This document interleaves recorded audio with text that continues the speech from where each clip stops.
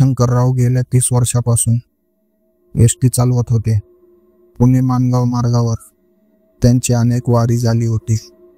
ताम्हिणी घाटातील नागमोडी वळणे, हिरवेगार वनराई आणि खोल दऱ्या त्यांना चांगल्याच परिचित होत्या. दिवसा घाटाचे सौंदर्य निसर्गरम्य दिसायचे, पण सूर्यास्तानंतर याच घाटात एक गूढ शांतता पसरलेली असायची, जी शंकररावांना नेहमीच बेचैन करायची. अनेक वर्षाच्या अनुभवात त्यांनी प्रवाशांच्या अनेक गोष्टी ऐकल्या होत्या.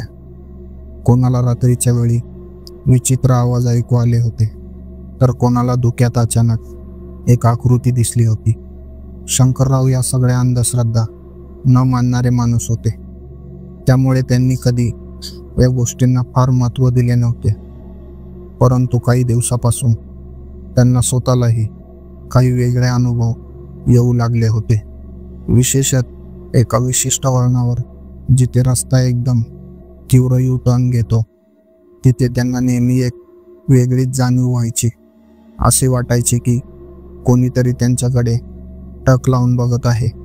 त्यांनी अनेकदा आजूबाजूला पाहिले, पण त्यांना कधी कोणी दिसले नाही. एक पावसाळी रात्र होती. जोरदार पाऊस कोसळत होता आणि वातावरणात धुक्याची दाट चादर पसरली होती.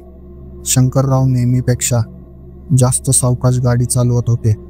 बसमध्ये फार कमी प्रवासी होते. बहुतेक सगळे झोपले होते. घाटातील तो धोकादायक वळण जवळ येत असताना शंकररावांना पुन्हा तीच विचित्र जाणीव झाली. त्यांनी आरशातून पाहिले. मागच्या सीटवर एक म्हातारी बाई बसलेली दिसली. तिचे पांढरे केस विखुरलेले होते आणि ती शांतपणे बाहेर बघत होती. शंकररावांना थोडं आश्चर्य वाटलं, कारण या थांब्यावर कोणी चढलेलं त्यांना आठवत नव्हतं. त्यांनी दुर्लक्ष केलं आणि वळणावर लक्ष केंद्रित केलं. वळण संपल्यावर त्यांनी पुन्हा आरशात पाहिलं, पण ती म्हातारी बाई तिथे नव्हती. शंकररावांना क्षणभर काहीतरी चुकल्यासारखं वाटलं, पण त्यांनी स्वतःला समजावलं की त्यांचा डोळा लागला असेल. काही दिवसानंतर रात्री पुन्हा त्याच वळणावर त्यांना तोच अनुभव आला. यावेळी त्यांना आरशात एक नववधू दिसली. तिने लाल रंगाची साडी घातली होती आणि तिचे डोळे खाली झुकलेले होते. शंकररावांना आता नक्कीच काहीतरी गडबड वाटू लागली. त्यांनी बस थांबवली आणि मागे वळून पाहिलं, पण तिथे कोणीच नव्हतं. त्यांनी इतर चालकांकडे याबद्दल चौकशी केली, पण कोणालाही असा अनुभव आला नव्हता. काही जण त्यांना वेड्यात काढू लागले, तर काही जणांनी त्यांना विश्रांती घेण्याचा सल्ला दिला. पण शंकररावांना खात्री होती की ते काहीतरी वेगळे अनुभवत आहे. एक दिवस शंकररावांची बस त्याच वळणावर आली आणि जोरदार ब्रेक लागला. एका क्षणासाठी त्यांना वाटलं की काहीतरी समोर आलं आहे, पण बाहेर फक्त धुकं होतं. प्रवासी घाबरून जागे झाले. शंकरराव खाली उतरून बघायला गेले, तेव्हा त्यांना रस्त्याच्या कडेला एक जुना फोटो पडलेला दिसला. फोटो एका नववधूचा होता. तिच्या चेहऱ्यावरही हास्य शांत आणि उदास वाटत होतं. फोटोच्या मागे एक तारीख लिहिली होती, साल 2001. आता शंकररावांना त्यांच्या अनुभवाचा अर्थ लागत होता. ती नववधू आणि ती म्हातारी बाई अपघातातील आत्मा तर नव्हते, पण त्या त्यांना का दिसत होत्या आणि फक्त त्याच वळणावर का? या प्रश्नाची उत्तरे शोधण्यासाठी शंकररावांनी अधिक माहिती काढायला सुरुवात केली. शंकररावांच्या मनात अनेक प्रश्नांचा गोंधळ सुरू होता. प्रत्येक वेळेस त्याच वळणावरच ते आत्मे का दिसतात? कोण होती ती नववधू? कोण होती ती म्हातारी महिला? आणि त्या दोघींचं त्या जागीशी असलेलं गूढ नातं काय? दुसऱ्याच दिवशी त्यांनी गावातल्या जुन्या एसटी डेपोतील एका वृद्ध कर्मचाऱ्याशी चर्चा केली. तात्यांनी सर्व ऐकलं आणि थोडा वेळ गप्प राहून मग हळूच बोलायला सुरुवात केली. ती घटना मी स्वतः ऐकली होती. 2001 साली एक नवीन लग्न झालेले जोडपं पुण्याहून माणगावकडे जात होता. सोबत नवऱ्याची एक म्हातारी आई होती. रात्रभर पाऊस पडत होता. मने घाटात ब्रेक फेल झाले आणि गाडी सरळ दरीत कोसळली.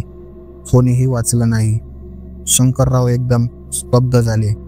ते वळण जेव्हा तुझ्या बसचे ब्रेक अचानक लागले होते तेच वळण होतं ना? शंकररावांनी मान हलवली. मग तात्यांनी डोळे मिटले आणि म्हणाले, त्या वळणावर आजही रात्री कोणीही पाय ठेवायची हिंमत करत नाही. कधी कधी लोक म्हणतात एक बाई लाल साडी घालून रस्ता ओलांडताना दिसते, तर कधी म्हणतात एक म्हातारी खिडकीतून आत डोकावत असते. पण एक गोष्ट मात्र सगळ्यांच्या अनुभवात कॉमन आहे, ते वळण आणि ती वेळ मध्यरात्रीच्या आसपास. त्या रात्री शंकररावांनी एक धाडसी निर्णय घेतला. त्यांनी त्या वळणावर बस थांबवली. आसपास काळोख होता. झाडांच्या पानामधून वाऱ्यांचा आवाज आणि दूरवर वीज चमकत होती.